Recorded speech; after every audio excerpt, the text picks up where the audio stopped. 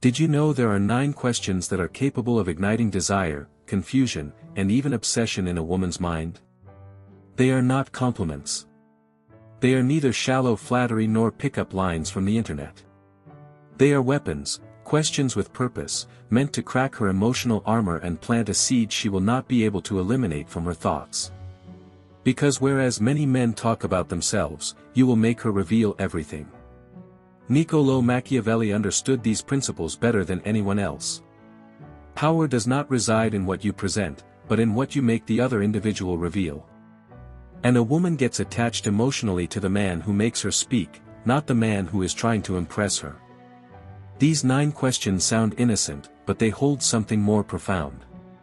They spark desire, mystery, and contradiction, everything her mind needs to begin idealizing you. This video is not meant for those who are looking for cheap tricks. It is for strategists, for men who know that real seduction is not about what you say, but about what she feels while she is with you. And feeling is the battleground where logic becomes meaningless and passion takes control. So listen carefully, because if you use these questions with the right tone, at the perfect moment, and with silence as your weapon, you will be able to trigger what countless other men try and fail to achieve every day. This insight does not come from modern dating advice or well-prepared lines. It arises from the psychology of power, from a hidden game between influence, passion, and emotional manipulation. Let us get started. Many men do not succeed at seduction because they have no idea what to ask. They ask boring, predictable, safe questions, and safety never triggers desire. But you are not here to be an average guy. You are here to become the emotional spark she never expected to come. And to achieve that, you need questions she will never forget. So listen attentively. From this moment, I will reveal the 9 questions that can drive a woman crazy if used with Machiavellian accuracy. Question number 1, what kind of man is difficult for you to forget, despite the fact he was not good for you? This is not merely a question.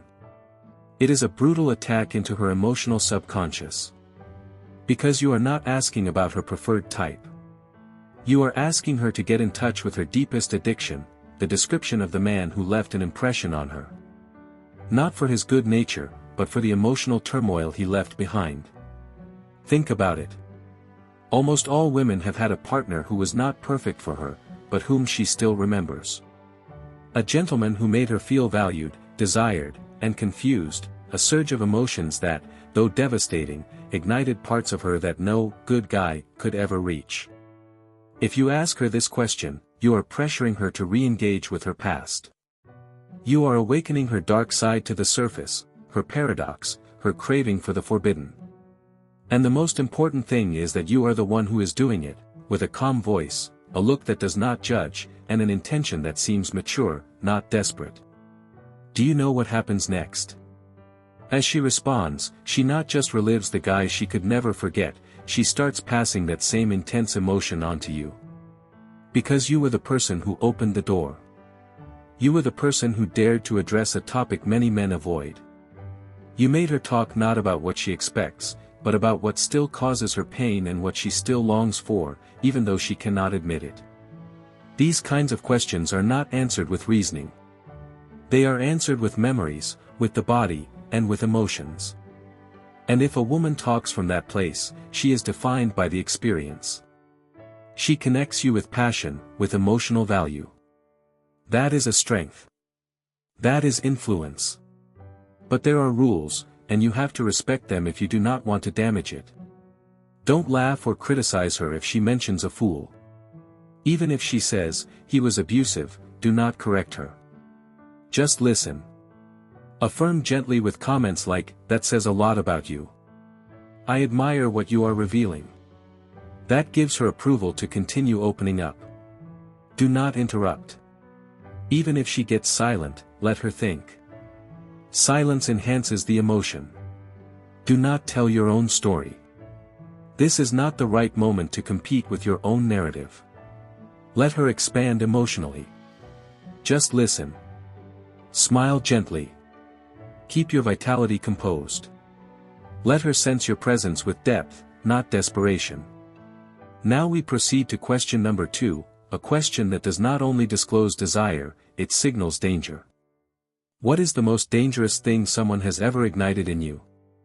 This question is a hidden bomb, an emotional bomb, a key that opens not only her story but also her innermost drive. If you ask this, you are not seeking to delve into her past. You are sowing the idea that you too could be dangerous, but in a way that is emotionally captivating. And it is precisely what stimulates desire. Not the man who begs, not the one who plays games, but the one who is silently dangerous because he understands how to touch emotional connections that many others cannot reach. If you ask, what is the most dangerous thing someone has ever ignited in you? Her mind pauses, since nobody has ever asked her that. Nobody has dared. And that transforms your energy completely. You are no longer just another guy. Now you are the catalyst, the detonation of dark, powerful, emotionally charged memories. She will pause. She will be breathing deeply. And she is likely to respond with something like, I'm not sure if I should tell you this. And at that point, you do not pressure her. You simply hold her gaze with a warm smile and say, it is all right. Sometimes danger is wonderful too. With that, you encourage her to look into her shadow with you. And if a woman feels that she can show her dark side and be loved without criticism, it develops a kind of emotional connection that is almost addictive. Why? Because many men just want to see her beautiful side, her brightness, and her kindness. But you are walking into her dangerous, untamed territory, and you are telling her without mentioning it that you can handle it. That triggers a feeling of emotional safety combined with exhilaration. And that combination, safety and risk, is what truly drives a woman crazy. Now we move to question number 3, a question that not only disarms her thoughts but also discloses what she is trying to hide when she begins to feel something for you.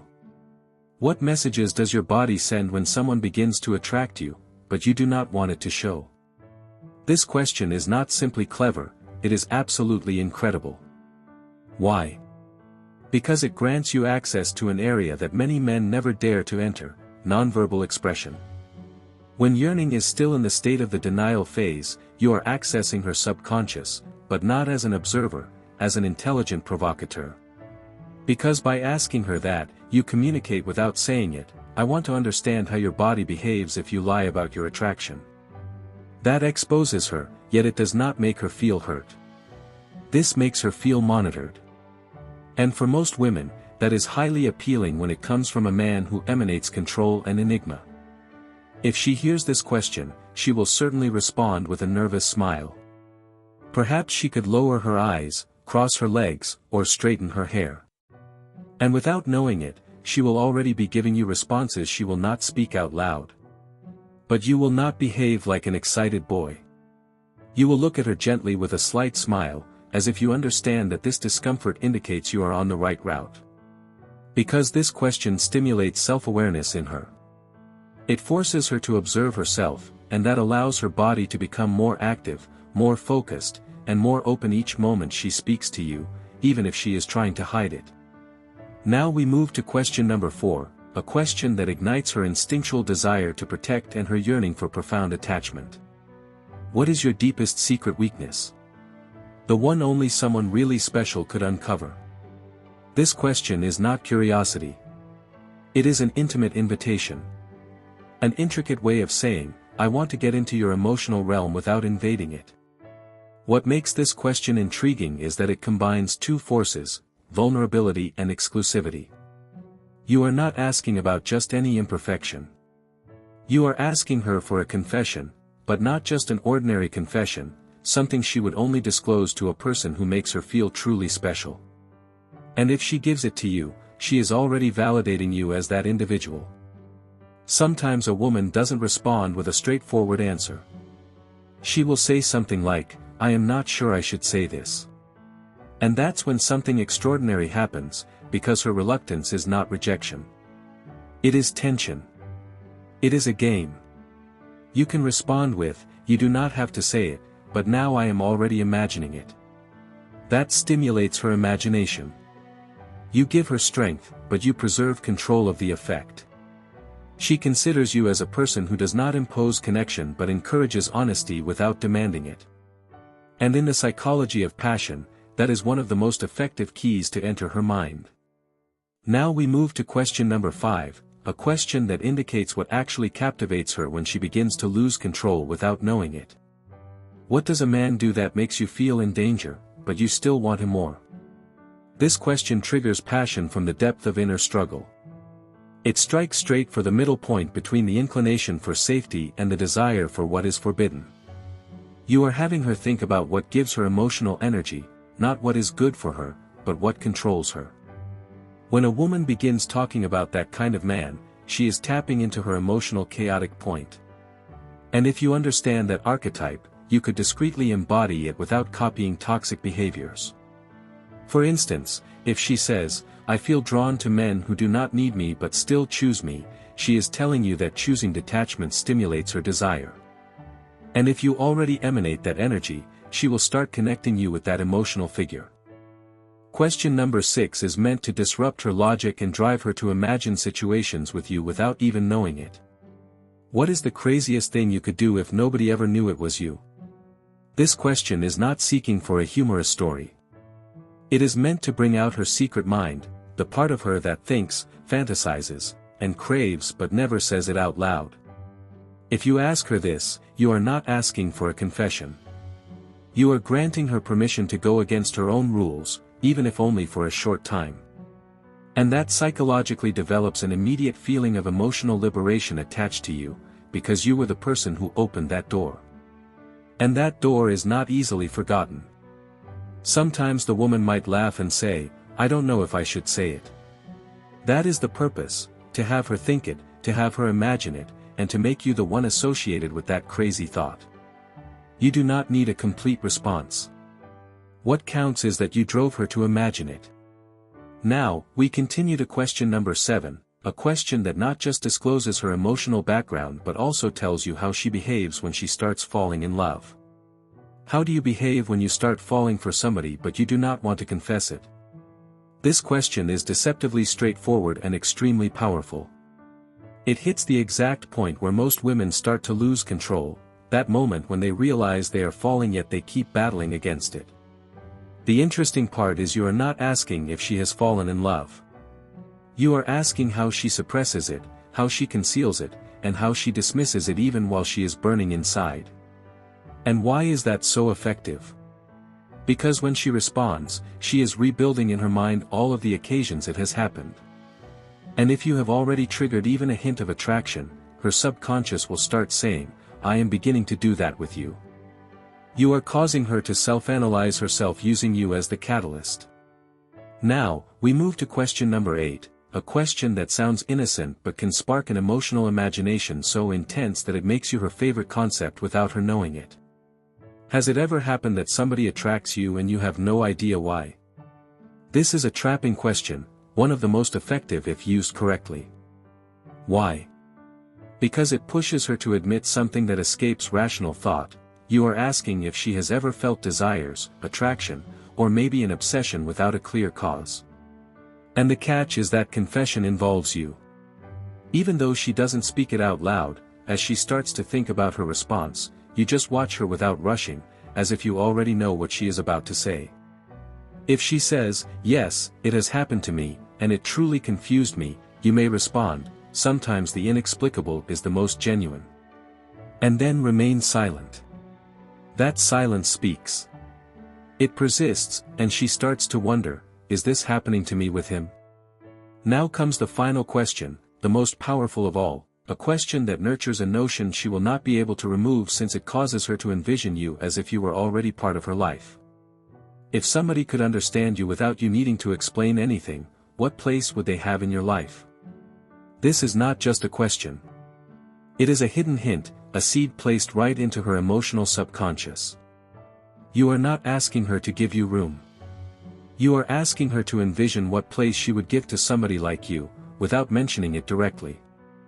You are appealing to her basic human need, to be understood without criticism, to be seen without talking, and to be welcomed without having to explain. And when a woman feels that you can accomplish that, you are no longer just a man. You transform into an emotional sanctuary. This kind of question creates a mental image. She imagines herself with you, no disguises, no defenses, just being and being welcomed. And the most effective part? You never asked her to imagine it. You simply made it appear. If she responds, that kind of person is extremely difficult to find, you can say, perhaps not as difficult as you think. Then pause. Leave it there, brief, with purpose. Because sometimes silence is the strategist's reputation. With this question, you are not seeking a rational answer. You are hoping for a feeling, an idea that stays with her, that comes back when she wakes up, when she is on her own, or when she remembers that one conversation with you.